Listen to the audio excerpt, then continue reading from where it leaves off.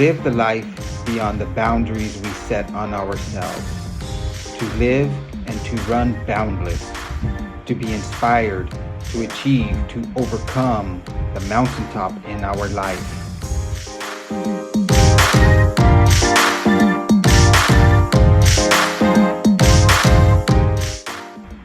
Embrace the journey, become boundless.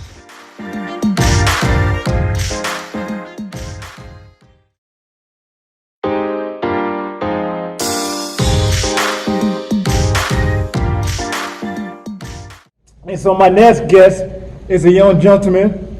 I didn't realize how young he was until I read his bio. He does some amazing things in the community. And some of those things he out there accomplished during the short time, he graduated from Cal State San Marcos, homegrown, with a major in criminology and minor in sociology. And so later on in his life, he built his own fitness lifestyle brand that most majority of people know in the community, called Chasing Endorphins. But I believe he just getting started, building something special, and they will continue to grow. So my privileged family and have the opportunity to introduce Mr. Abraham Vargas, yes, sir. Or Mr. Chasing Endorphins himself. Yeah, whichever you prefer. So welcome to the Live, Run, Boundless family. Yeah, thank you. It's an honor. It's a pleasure. Yeah. I do see your page on social media. I think that's where we found each other on social media, and I think you're doing some amazing things. So when you asked me to interview me, I couldn't say no. So I appreciate you for having me. Yeah, definitely. I appreciate I'm gratitude all the time that you won't allow me to interview you. So I'm just a beginner at this. So I appreciate you giving the time. Absolutely. And trying to make me look good. Doing great. Yeah. So we know where we at right now. A lot of people know where we at right now. We know we're chasing. We're doing what you're doing.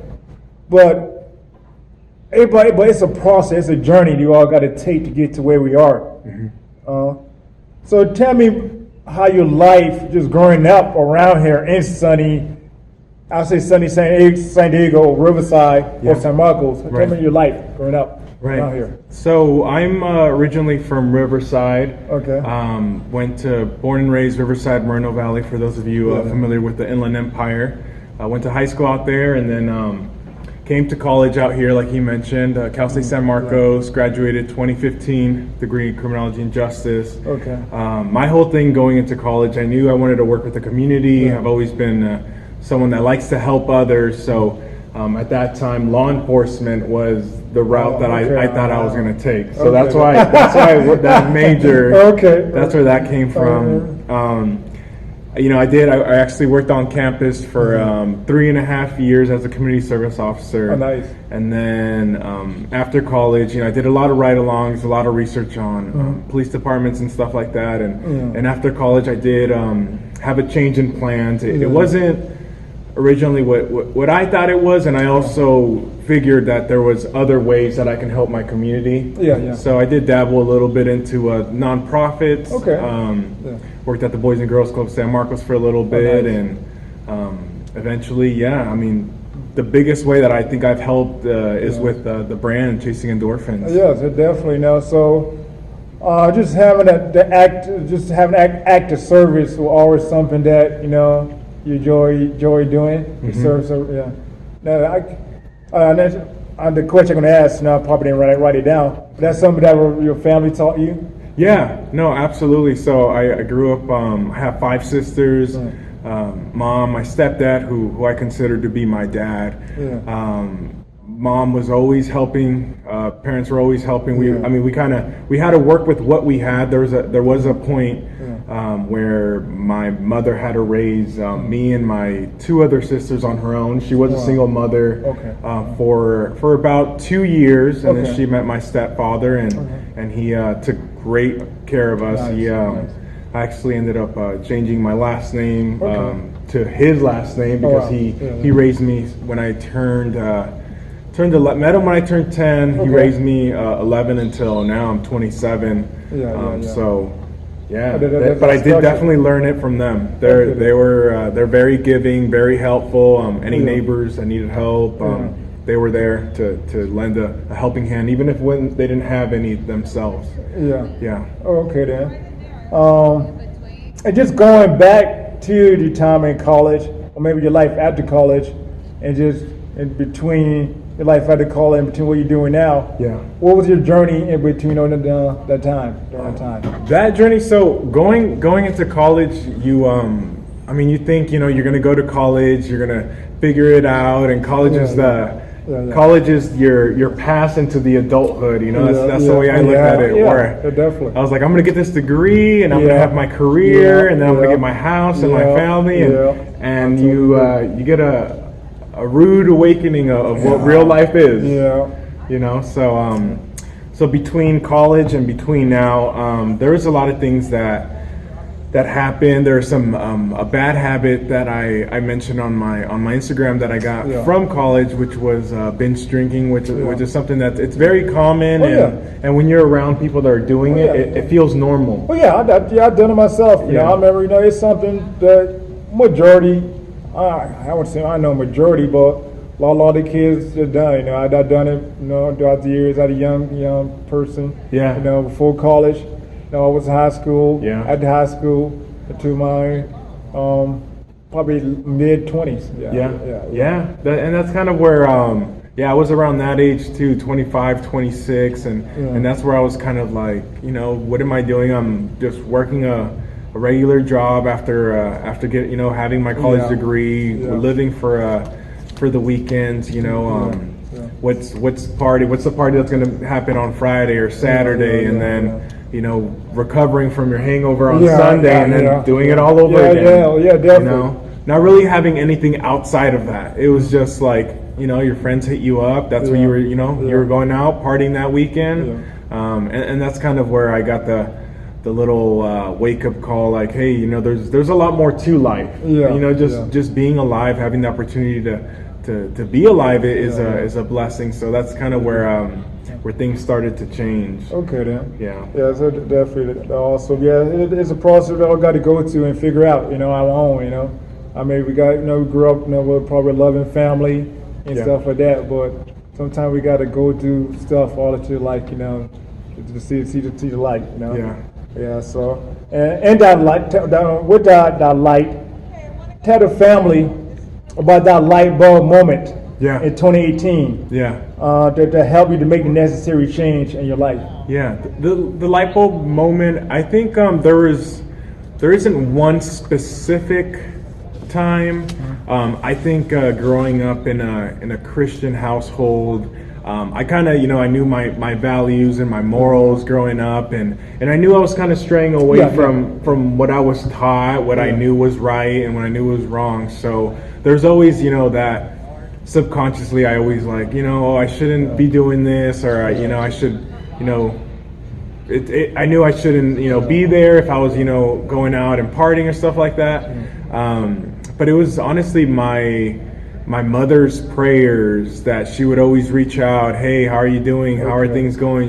She's she's someone who's always, like every mother, she looked out for me, and it wasn't until one moment that she asked me, and I just kind of opened up to her, moving away from home. She didn't know, that I was binge drinking, or that I would even drink as much as I did. So it took that one moment of her asking me, and me kind of just having that heavy guilt that I was just like, hey, just so you know, this is what's going on.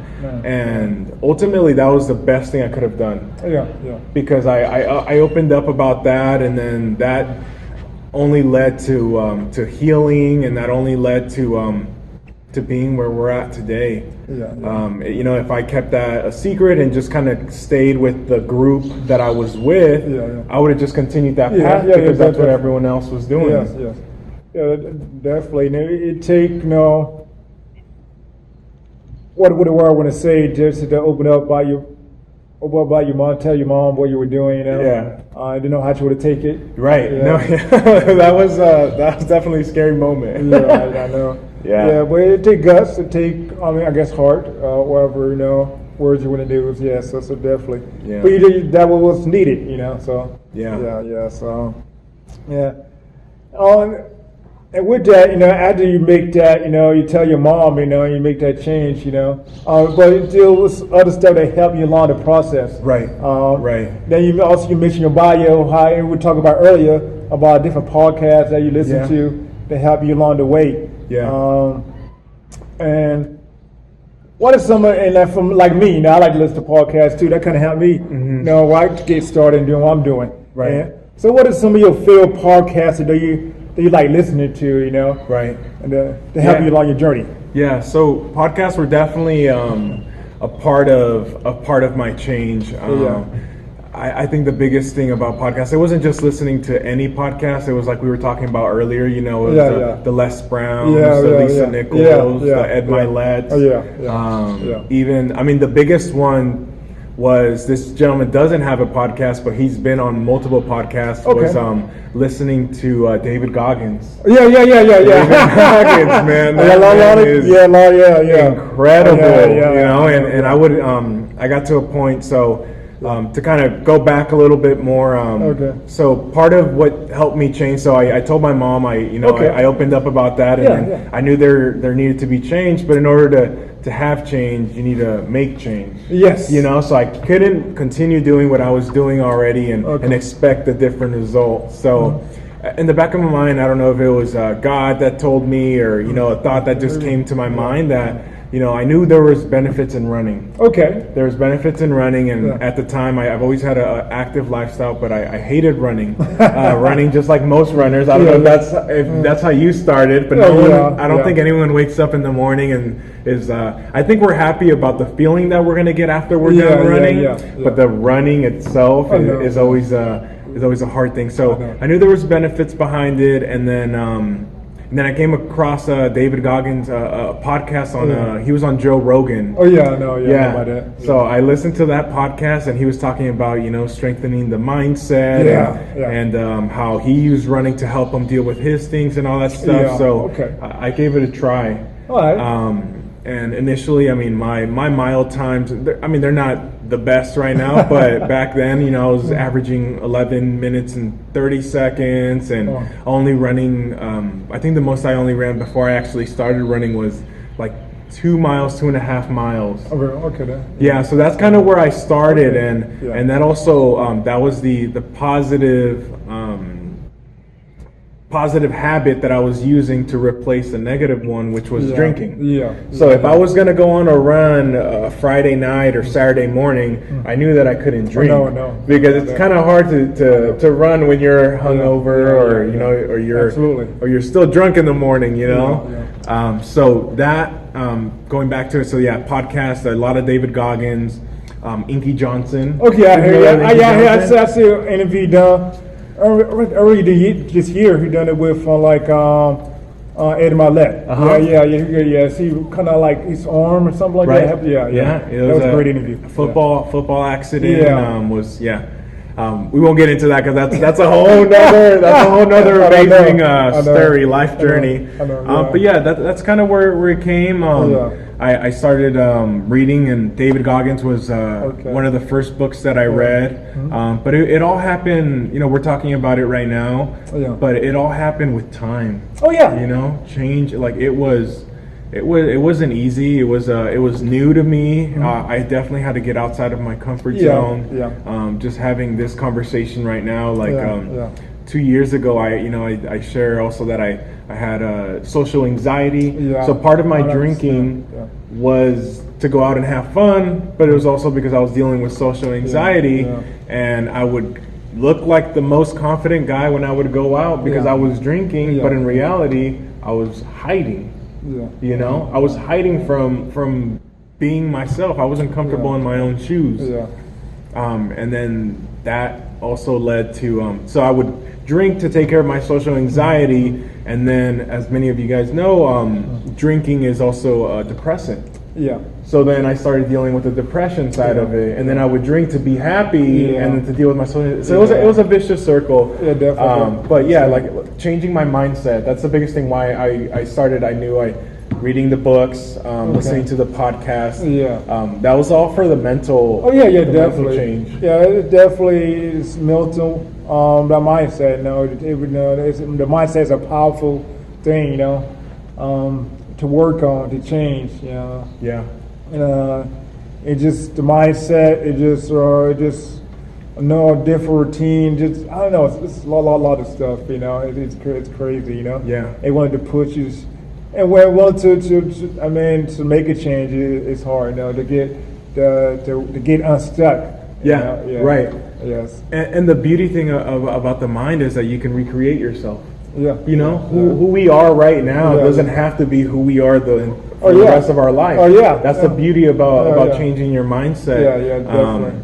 And I think I don't know. Sorry, I don't want to go off of No, the question that you have. No, but that's now that cool. we're on the mindset, I think that you understand that running is physical, but it is also a lot of mental. Yes, it's a mental yes, game yes. as well. Yeah, definitely, because it kind of like when I started. I want to talk about me, Yeah. But when I started the process of this transformation after I failed my Navy weigh-in, and I had to make up my mind if I want to continue that same path, or I want to make that change, and I want to come close to where I was at before.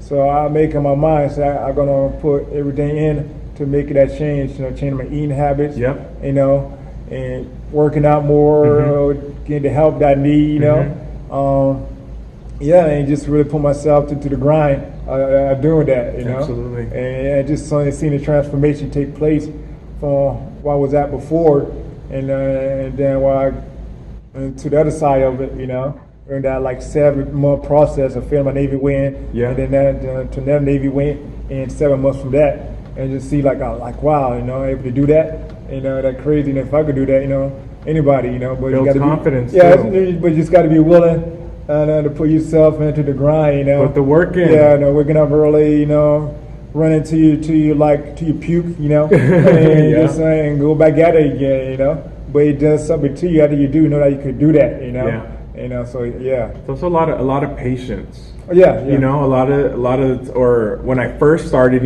I got a little impatient because I was like, hey, it was like the first week or two, and I was like, hey, I'm running, I'm doing this, but I still feel the same, or there's not really that much change going on. And that person who I was, the first week or two compared to who I am now, and how much my relationship with running now, and it's just black and white. It's just two whole different different sides, so it definitely takes a lot of patience. Oh yeah, definitely. Cause every week while I be at the gym, I go go to the men showers. I check my weight, and just it probably was 100% a good or bad thing to do. Some people say a bad thing to do to check your weight all the time. Yeah. But I was seeing, I can see the weight gradually come down, but also sometimes say man, it's still the same, Yeah. And but I don't know. It could be a little discouraging, but that's where having the strong, positive mindset, that's where that comes in. Because knowing hey, well, I'm going to be back here tomorrow, or I'm going to continue my nutrition, or I'm going to, hey, I got to listen to another one of those David Goggins videos, because, when you don't want to wake up and go on your run, or whatever you do. Yeah, definitely, so just, yes, but yeah, so it's great to do that and then inspire other people, also, that's the key. What you doing to inspire other people, what we do, we try to inspire other people that you could happen, Yeah, absolutely. That is a possibility. Yeah, so, absolutely. Yeah, but sometimes we definitely need more help. It sometimes also could be a spiritual aspect of it too, Yeah. And you mentioned that too, about God, Yeah. A lot of people don't, but I know, Ceci, that you do. So, in what way God mold you and shape you into the young man you are right now? Right. I think the biggest thing for me and my relationship with God, it was that realizing that there was somebody bigger than me. Yes. Previously, like I said, I was raised in a Christian household, but previously, or my time in college, I was really just living for myself. you know, and I say that a little bit where I was living more for pleasure, which is selfish, instead of for purpose. Yes. Which is purpose is more, you know, I think in my case it's more, yes, I'm helping myself, but now that's going to help people around me because I'm going to be a better person, and it could also, like you're mentioning, inspire other people. So I think realizing that there is someone bigger than you, greater than you, also humbles you. It helps you, you know, whenever you're feeling stressed or down. You know, it's someone that, you know, I don't know if, you know, I know there's a lot of people that don't believe in God or don't have a religion, but you know, that was my way of getting, you know, my day started, and knowing that no matter how the day goes, I know that, you know, there's someone there that's going to protect me, that's going to guide me, that's going to give me strength to continue on my life journey. You know, because you never know what the next day's going to bring. Oh no, yeah, definitely. You know, every day's a new day. You know, just and just make the most out of the day. And trying to make each day, I like to say, make each day better than the previous day. Right, know? Absolutely. Yeah. There's that, and then for me also, you know, believing in Christ, you know, my Lord and Savior was. The other part was forgiving my past. You know, like myself just being, you know, taking away that shame, the guilt, the things that I might have done in the past, and being able to start a new chapter in my life. Definitely. There's a lot of people that get stuck in what they did, and, you know, mistakes that they did in the past, and they aren't able to move past that, so they remain that person that they are because of that. And for me, I mean, even you know, once I made the change, like there's a lot of things that I wasn't proud of, but it wasn't until I said, hey, you know, I'm you know, clean of any sins, or, you know, forgiven.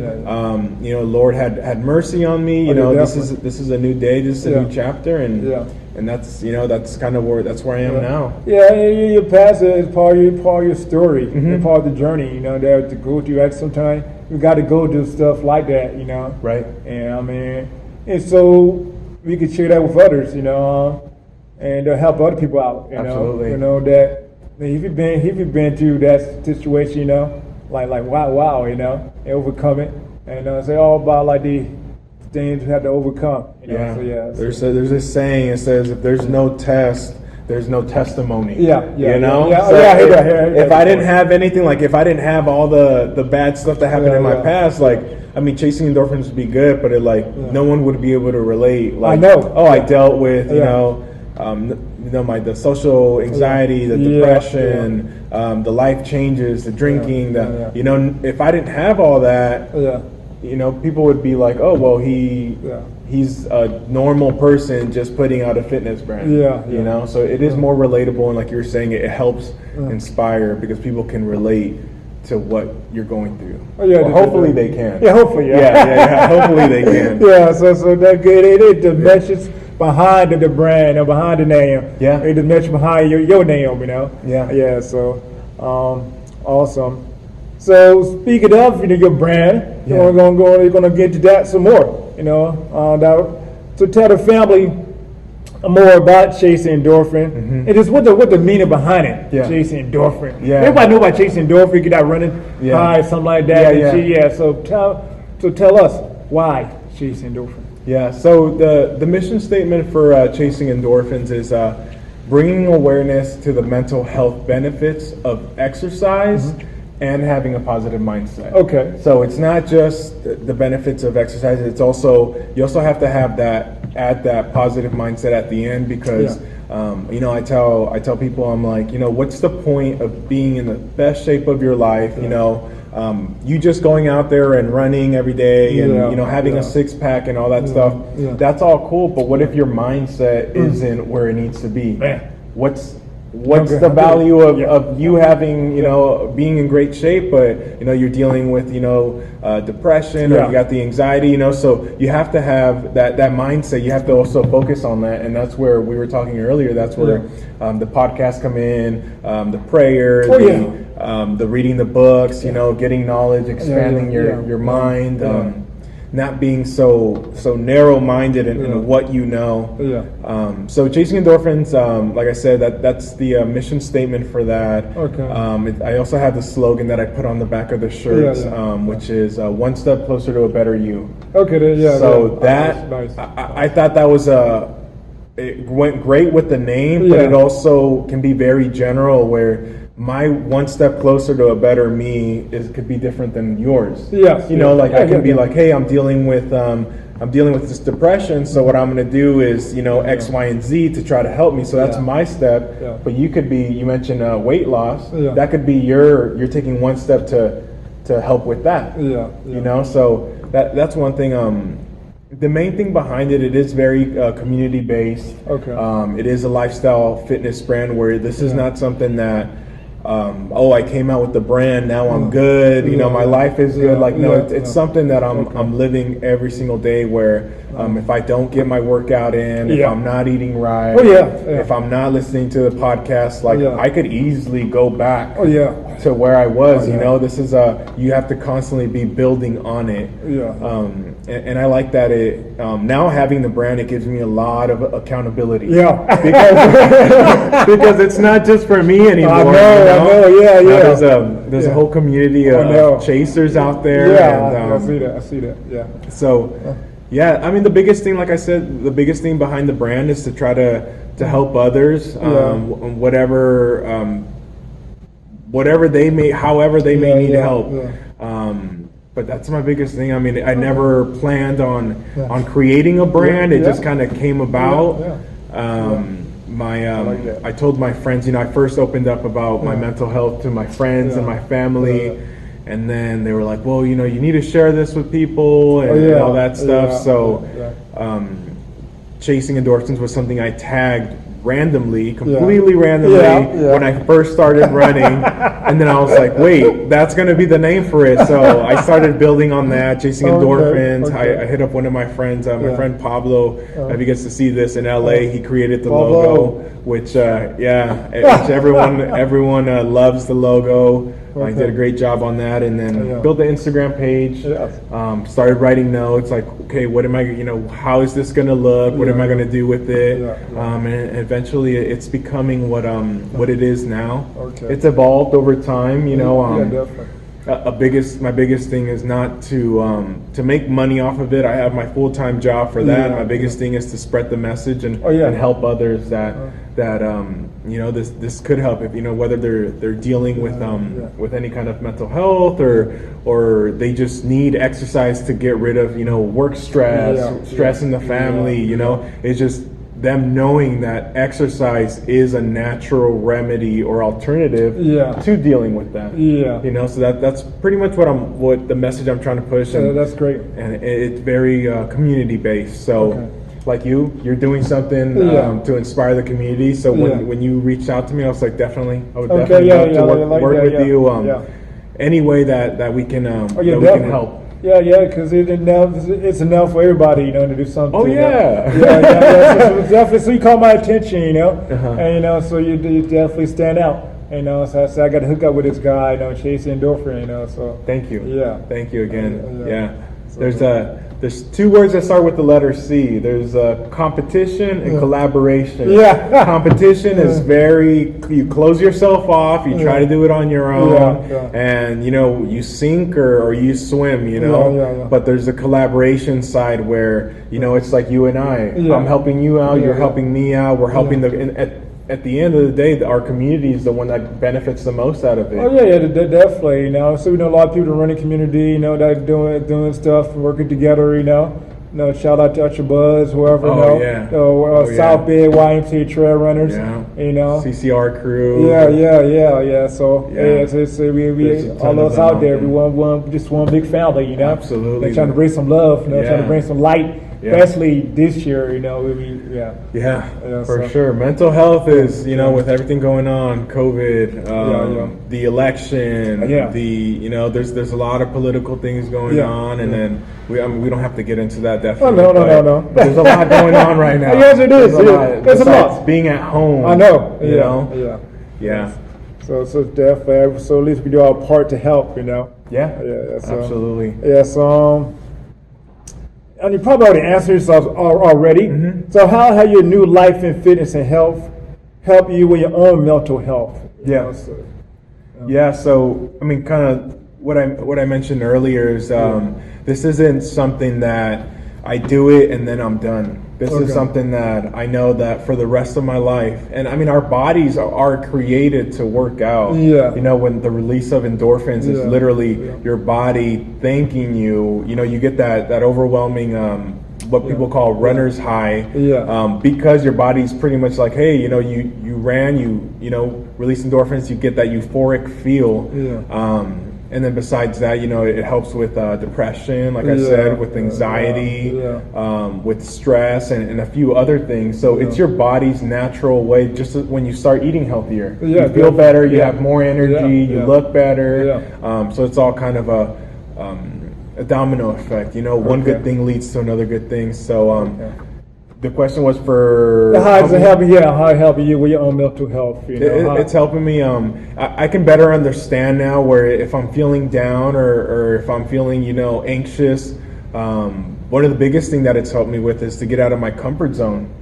You know, doing like I was telling you earlier, doing an interview like this, I wouldn't have the confidence to sit down or. You know, I used to actually in college, I used to have anxiety and stress, and I used to actually get little bald spots on my head. Oh, that's real. From it, yeah. Oh, man. Yeah. So it grew back? It grew back, it's out there. It grew back, but that was, I mean, that's to the point where it was, and I believe it's called alopecia, where if you stress a lot or you have anxiety, you got, you know, a lot of things in your mind. I didn't know how to release it back then, you know. To me, it was just kind of like I would just kind of let it build. And that's actually one thing that a lot of people don't know about me, except for people that I went to college with.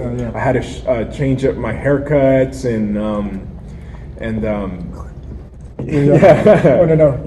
but that's one thing.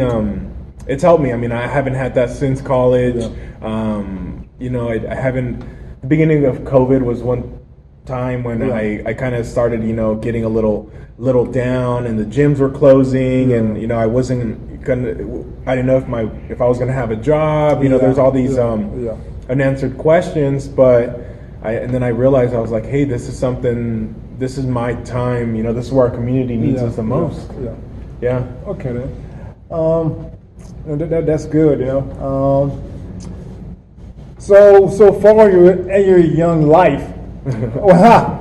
So what have been your biggest obstacle or hill that you had to get over in your life? You know, you probably already answered that question some way. What have been your bigger obstacles? I think the biggest, or I know the biggest obstacle in the beginning of this my journey was, the opening up about my mental health. And the being vulnerable. Like now I can talk about it because I've talked about it so much, and it's, you know, but in the beginning it was hard. You know, it was hard. It was a young man. Usually we're not supposed to talk about our emotions or about, you know, we're supposed to be strong and get through it, you know, and a lot of people saw me, like I said, when I was out, you know, I was having fun and I was happy, and no one really knew what was going on inside my head.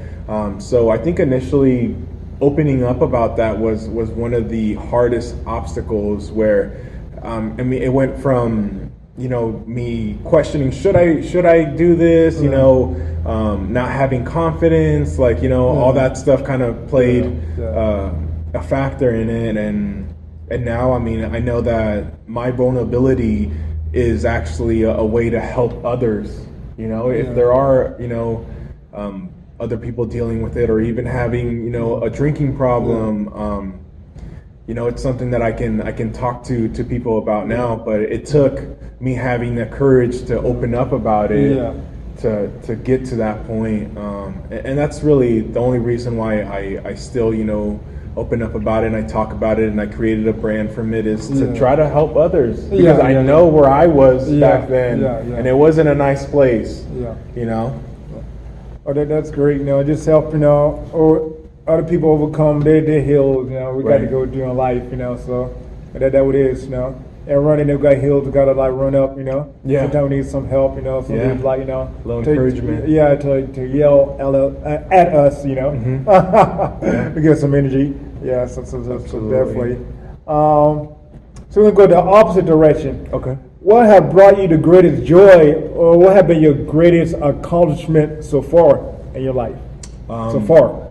I think, and this is not to be cheesy or anything like that, but honestly, I think the community, the chasing community that has, that we've built, I think that's been the biggest joy, getting, direct messages or texts or having people, reach out to me and be like, hey, thank you for opening up about this, or people commenting, people just supporting. I think that's been the biggest thing.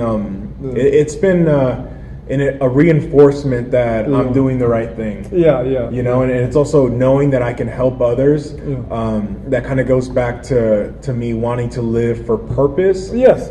Because at the end of the day, life is short. Yes. And I had to ask myself, what am I doing? What am I leaving behind? In the process, when I was creating Chasing Endorphins, there was somebody that was close to me that lost their daughter. The daughter was about my age. I went to the funeral service, and it got me thinking. It was like, I was just like, what are people gonna say when it's my turn? What am I leaving behind? How am I helping people? Whether you live to be 80, 90, even if you live to be 100, it goes by quick. Oh yeah, definitely. I totally agree. I say all the time, guys, my wife, life, man, time's going by quickly. I'm saying that for the past few years. Time, like, man, this year going by quickly. You think about it. About to be November. I know. I mean, a lot of people happy that the year's going by. This year going by quickly. But hey, yeah. So I mean. Yeah, you want to leave something behind. You want to leave a legacy, something that they make a dent in this world, by doing something, in a way that hopefully, to help other people out, So, and that's what gets me. I was, I thought about not doing a workout just like I think it was 2 days ago, and I was just like, I looked at my phone and I had notifications from Instagram, and it was from my from my Chasing Endorphins page, and I was like, man, like I'm promoting all this, like I need to get up right now, because I can't, I'm not just doing it for myself now. There's some people that are, depending on this, or I can, be that light for their day. Maybe they're having a bad day and they just see me post something positive, and it helps them out. So it's having that, it feels like an obligation, but it's a good obligation because it keeps me accountable to continue doing this and living that positive life. Yeah, definitely. You got a responsibility. You got your name behind that brand. Absolutely. So you got a responsibility to the other people out there. So you gotta represent. Yeah, for sure. 100%. If no one else does it, I have to do it. So definitely, I was get close to the end of this interview, conversation. It would be conversation more, for sure. Yeah. So what is your boundless motivation or thoughts? I think and I thought, I know you sent me these questions, and I was thinking about it, and I was just like, at the time you try to think like, okay, what is going to be the most impactful thing? And then I got to thinking, I was like, I just have to share my truth, and my reality, and I think what my reality was, there is it's something that I also that I get from David Goggins. He says it a lot. There is strength in adversity. Yes. In your weakest moments, when you push through those moments, through those uncomfortable moments, that's what gets you through it, and that's what creates the strongest version of yourself. Strength and adversity. Yeah. Okay. Then. Yeah. Inky Johnson shares that a lot too. Okay. Yeah. Inky Johnson. But I think that's the biggest thing, and that kind of goes back to my to where I began my journey. Was my weakest parts of my life was what created this best version of myself. Okay.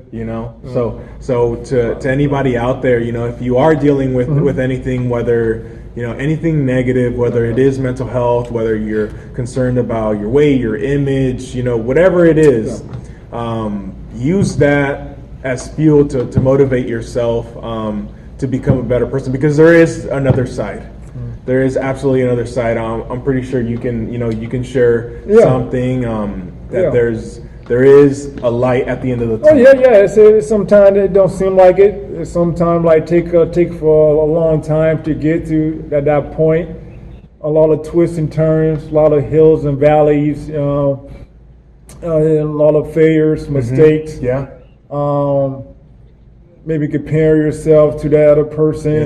Comparison is horrible. Even running. I like to compare running in life. To pass as you compare ourselves to other runners. So where we at? But all are different. And just to embrace who we at, where we at the moment. And just trying to move forward, trying to put forward. Sometimes it takes the help. Sometimes we're gonna fall, but just want to get back up and just and kind of to go back to strength in adversity is also become comfortable being uncomfortable. Because if you continue doing the same thing, if you don't change anything, if you're living in that comfort zone, nothing good is going to come from that. Whatever you're doing, that's the same thing you should be expecting, because if there is no change, there is no change. So getting out of that comfort zone was something that that I had to do in different ways, and it's scary, but it's not. Trust me, it's not as scary as you think. A lot of it is it's built up in your mind. The anxiety, a lot for me, anxiety that I went through. Looking back at it now, was like, why did I tell myself that? Why did I create that story in my own head? But it wasn't until I built up the courage to get out of that comfort zone and try, this, like having this this interview, that's something that I've done one before with my good friend Nate. He takes care of all my apparel, and nice. And that one I was way more nervous than I am right now. I can tell you that. That's good. I was in. It was early in my journey too with the brand. So but now you're more relaxed, Right, but it's like the more. Because to me too. Yeah, no, you're also easy to talk to. So definitely. Yeah, no, but it's like the more you do something, just like running. Just like creating healthier habits, just like eating right, just like everything. Yes. The more you do it, the easier it becomes, and you can just build on that. Okay, that definitely. So have you talked to H-Rod? H-Rod since when? Oh yeah. He's a big David Goggins fan too. Yeah. And we talk about David Goggins. Yeah. Well, I mean, everybody, shout out to him. I mean, David Goggins been having impact on a lot of people. So H-Rod had so probably saw my interview I done with H-Rod 619, that was, so you talk about David Goggins, a lot, Yeah. So, You know what, and that's I think the biggest thing about David Goggins and H-Rod was that they show us that there's more to human potential. He just did the Moab. Yes. That's something that 240 miles, like that's something that I can't even imagine. The most I've done is at once is 18 miles. I'm like, how do you how does your body? I know that's crazy. That's not crazy. Yeah. So you really got to be at another level. Got to get you. And like you say, the most you ever done by 18. I attempted to do a 50K a couple of years ago. Yeah. I got DNF. So because the non-runners who don't know what DNF is, I did not finish. But I didn't train enough for that. That's my excuse. Yeah, same with me. Now, I actually just recently got in with the running community, so I'm definitely gonna plan a longer run and try to get something under my belt. Not 240 miles, but definitely something push my potential a little more. But definitely shout out to those guys. Both very extraordinary men. To be able to have a mindset to push yourself to that point, your body, your mind. It's very inspiring for all of us. Yes, it is. So we definitely, I'm thankful for them. Definitely. You got to be a little bit crazy also at the same time. Also. Good kind of crazy. Good crazy. Yeah. So thinking for that. So your boundless motivation, strength in adversity.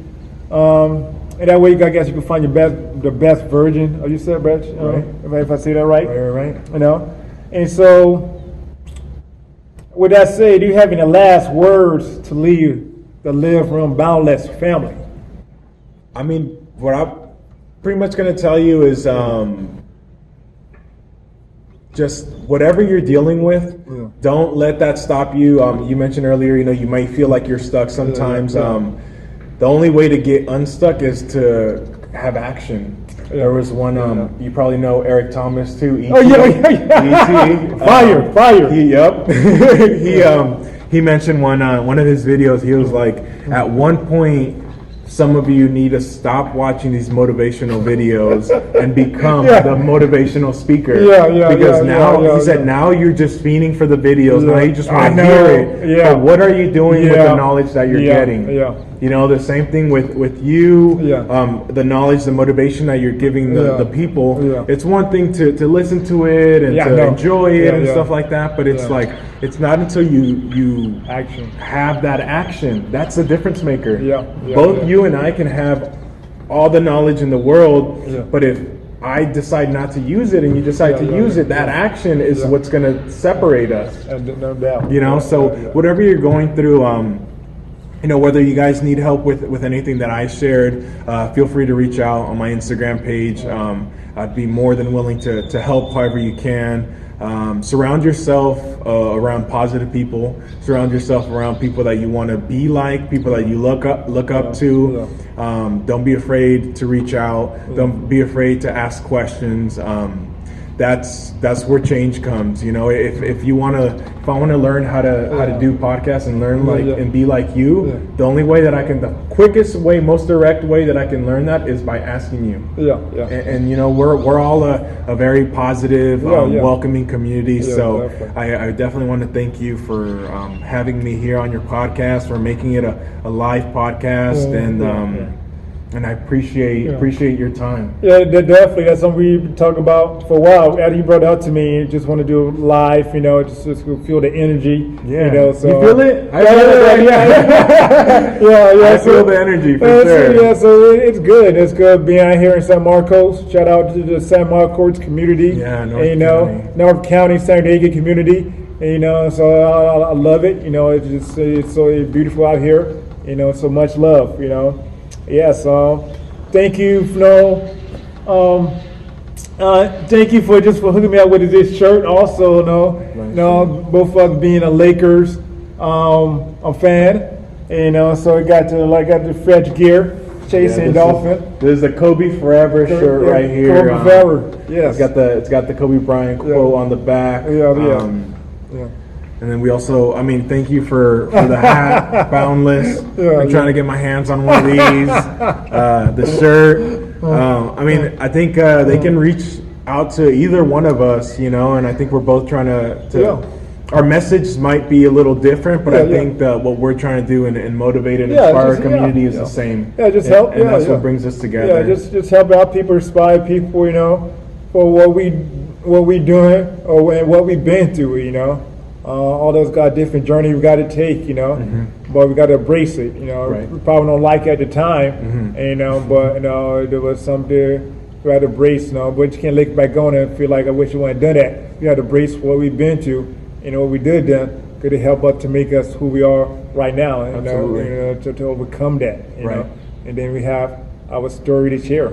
So absolutely. Hopefully this time next year we've both reached new points and we can have this interview again. And, it'll be fun. Maybe you can see us, sitting down by the lake or something. And have professional lighting. So who knows? Hey, we're making it work. But just gratitude always. Absolutely. So thank you,